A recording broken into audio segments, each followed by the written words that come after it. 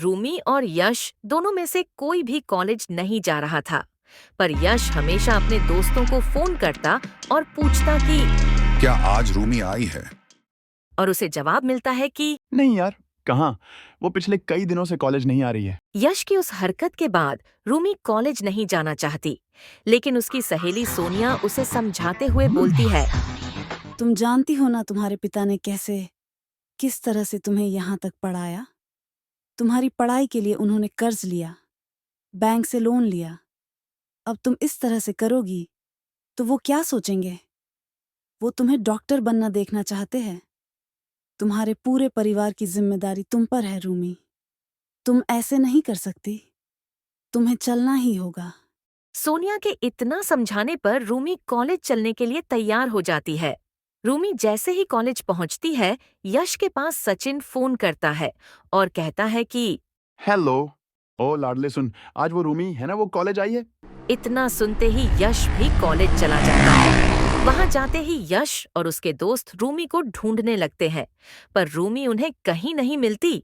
बहुत ढूंढने के बाद सचिन रूमी की सहेली सोनिया के पास फोन करता है और उससे पूछता है कि आज रूमी कॉलेज आई है ना।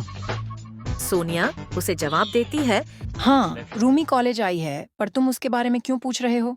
देखो, जो हुआ सो हुआ, प्लीज अब सारी चीज भूल जाओ। रूमी को उसके हाल पर छोड़ दो और उसके बारे में पूछना बंद करो। इतने में सचिन के हाथ से यश फोन ले लेता है और सोनिया से कहता है कि क्या कहा तुमने? क्या कहा?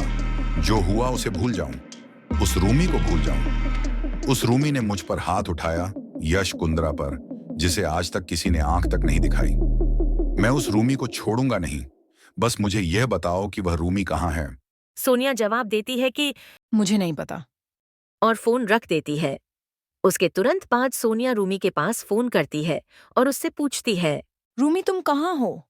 मैं लाइब्रेरी में हूँ। क्या हुआ, सब ठीक तो है? सोनिया उसे बताती है कि यश और उसके दोस्त तुम्हें ढूंढ रहे हैं। तुम जल्दी से घर चली जाओ।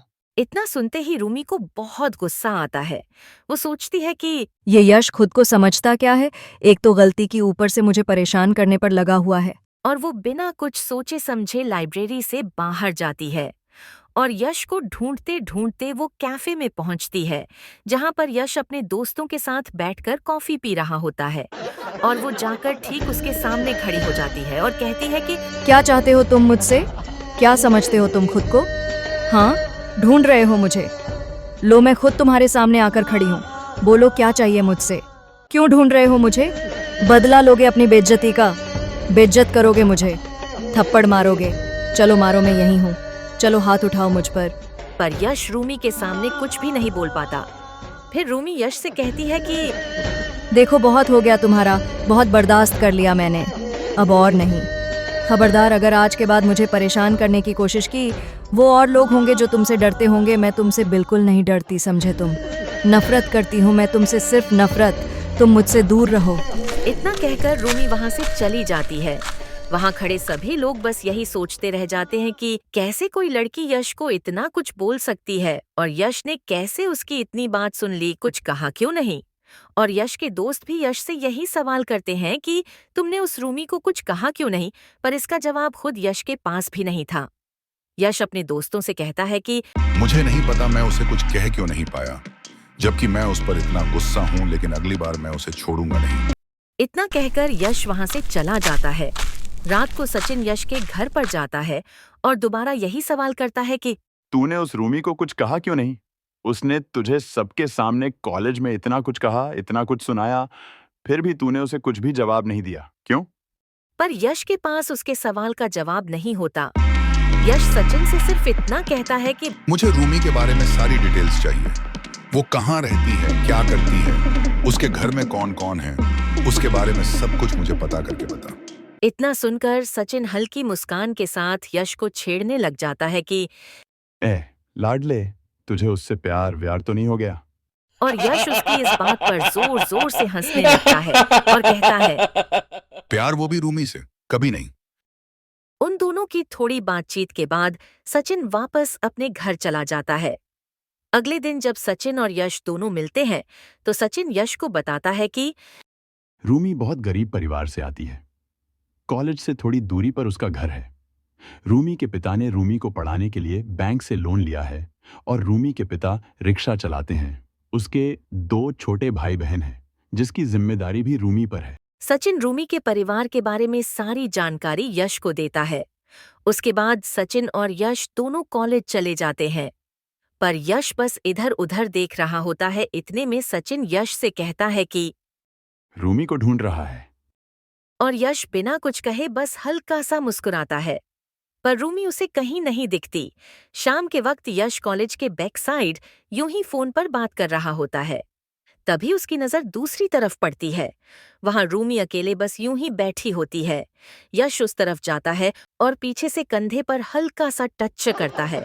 रूमी पीछे की तरफ देखती है और यश को देखते ही वो गुस्से से भर जाती है और उससे कहती है, तुम्हारी हिम्मत कैसे हुई मुझे टच करने की? घिन्ना आती है मुझे तुमसे। मुझसे दूर रहो, समझे? यश रूमी को दोनों कंधों से बिल्कुल जोर से पकड़कर अपनी तरफ खींचता है और उससे कहता है कि तुम खुद को समझती क्या हो? हर वक्त हमेशा मुझ पर चीखती चिल्लाती रहती हो। क्या लगता है तुम्हें? तुम बहुत खूबसूरत हो। मैं तुम्हारे पास आना चाहता हूँ, तुम्हें छूना चाहता हूँ। तो सुनो, ऐसा कुछ भी नहीं है जैसा तुम सोच रही हो। नफरत करती हो ना तुम मुझसे, मैं भी तुमसे बेइंतहा नफरत करता हूँ। इतनी नफरत कि तुम्हें तकलीफ देने के लिए, तुम्हें दुख देने के लिए मैं किसी भी हद तक जा सकता हूँ। तभी रूमी यश के हाथों को जोर से झटकती है और यश से थोड़ी दूरी पर खड़ी हो जाती है और उससे कहती है कि तुम मुझे दुख पहुंचाना चाहते हो ना, पर अफसोस तुम कभी मुझे कोई दुख तकलीफ नहीं पहुंचा सकते।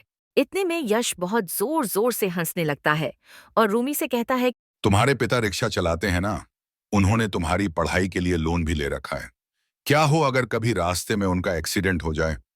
और तुम्हें कैसा लगेगा अगर तुम्हारे घर की बिजली पानी सब चला जाए? और हाँ, सबसे खास बात, तुम्हारी एक छोटी बहन भी है ना, क्या नाम है उसका? हाँ, याद आया, जारा। हाय, कितना प्यारा नाम है। 12th में है ना, सुबह 7 बजे घर से निकलती है और दोपहर को 8 बजे घर पहुंचती है। तो सोचो अगर कभी कहीं किसी दिन वो घर नहीं पहुंची, उसे रास्ते में से किसी ने।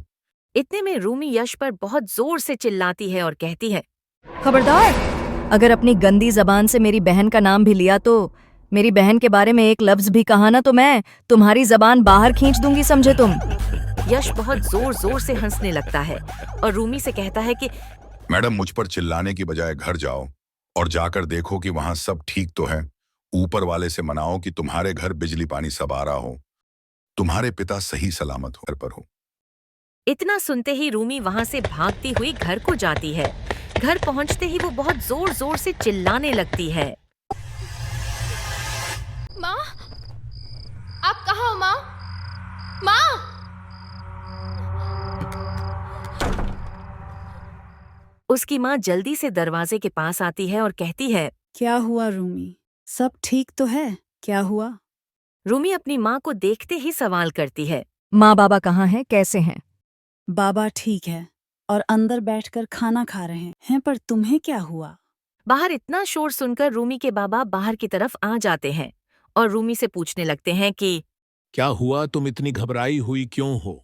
मेरे कॉलेज के पास लोग आपस में लड़ रहे हैं, वहां दंगे हो गए, जिसकी वजह से मैं डर गई थी। तुम चिंता मत करो, यहाँ पर सब बिल्कुल ठीक है। रूमी अपनी माँ से कहती है। जारा कहाँ है? वह अपने कमरे में सो रही है। रूमी भागती हुई कमरे में जाती है और वह जैसे ही अपनी बहन को वहां सोता हुआ देखती है, उसे बहुत सुकून मिलता है और रूमी वहां चुपचाप बैठ जाती है। रूमी को बहुत रोना आता है। जिस तरह से यश उसे परेशान कर रहा है, वो बहुत घबरा जाती है। इतने में रूमी के फोन पर किसी अननोन नंबर से फोन आने लगता है। उसके फोन उठाने पर आवाज आती है, हेलो। और वह उस आवाज से पहचान जाती है यश की आवाज है। रूमी उसकी आवाज सुनते ही उससे सवाल करने लगती है कि तुम्हें मेरा नंबर कहाँ से मिला? यश हंसते हुए कहता है कि ठीक वैसे ही जैसे तुम्हारी फैमिली के बारे में, तुम्हारे घर का पता मिला। देखो, तुम्हारी लड़ाई मुझसे है। तुम्हें जो गुस्सा निकालना है, जो लड़ाई करनी है, मुझसे करो। मेरी फैमिली को बीच में मत लाओ। तुम्हें पता है, अभी जब थोड़ी देर पहले तुम्हारी आंखों में वो डर था ना, वो डर मुझे इतना सुकून दे रहा था मानो दुनिया जहां की खुशियां मुझे मिल गई हैं। मैं डरती नहीं हूँ तुमसे, मैं बहुत बहादुर हूँ, समझे तुम? चलो फिर आज से यह देखते हैं कि तुम कितनी बहादुर हो। इतना सुनते ही रूमी फोन काट देती है। रूमी कहीं ना कहीं बहुत डर जाती है। उसे इस बात का बहुत डर लगता है कि कहीं यश उसकी बहन के साथ कोई हरकत ना करे। कुछ दिन बाद साइंस लैब में रूमी को सफाई करने की ड्यूटी मिलती है। 6 से 8 के बीच उसे सफाई करके वहां से निकलना होता है। जब वह साइंस लैब की सफाई कर रही होती है, तब अचानक उसे कोई आवाज सुनाई देती है। रूमी उस आवाज की तरफ जाती है तो वहां एक पर्दा लगा होता है। रूमी जैसे ही पर्दा हटाती है तो पर्दे के पीछे एक दरवाजा होता है और अंदर से कुछ अजीब आवाज आ रही होती है। रूमी उसे दरवाजे को जोर से खटखटाती है और पूछती है कि कौन है? कौन है? अंदर दरवाजा खोलो। पर कोई भी बाहर नहीं आता। रूमी और तेज तेज दरवाजे पर खटखटाने लगती है और आवाज लगाती है, अंदर जो भी है बाहर आओ। इतने में अंदर से आवाज आती है कि कौन है? हमें परेशान मत करो, जाओ यहाँ से। रूमी उस आवाज से समझ जाती है कि ये यश की आवाज है। वो चिल्लाती है, यश, ये तुम हो ना? दरवाजा खोलो अभी, जल्दी दरवाजा खोलो। यश दरवाजा खोलता है। रूमी यश को देखती ही शॉक्ड हो जाती है। बिना शर्ट के, बिखरे बाल, अजीब सी हालत में वो दरवाजा खोलता है। रूमी उसको देखते ही सवाल करती है कि तुम्हारे साथ अंदर कौन है? और अंदर की तरफ जाने लग जाती है, पर यश उसका रास्ता रोक देता है। तुम अंदर नहीं जा सकती। हटो मेरे रास्ते से।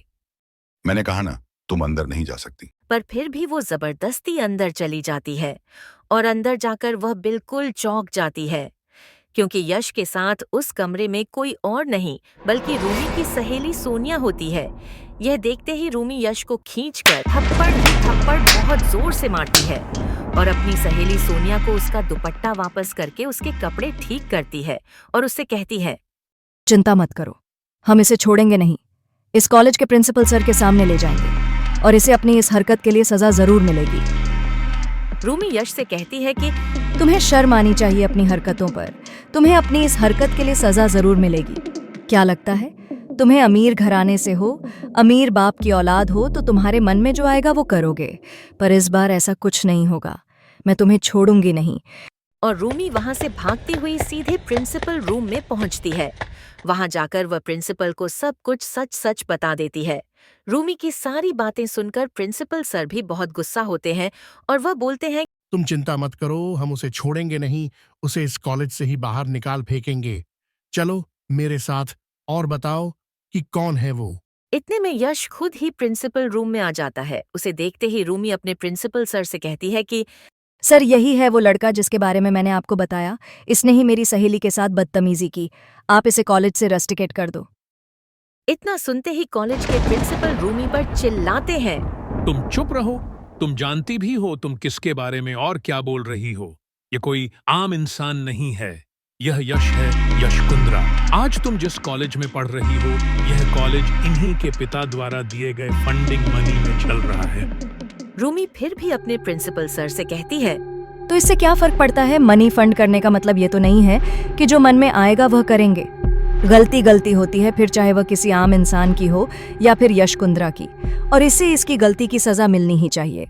इतने में देखते ही देखते यश अपने प्रिंसिपल सर की चेयर पर बैठ जाता है और अपने पैरों को बेंच पर रख देता है। आपको क्या लगता है आगे क्या होगा? रूमी यश को सजा दिलवाने के लिए क्या करेगी? और यश अब अपनी बेइज्जती का बदला कैसे लेगा? जानने के लिए मिलते हैं नफरत ऐसी भी एपिसोड 3 में।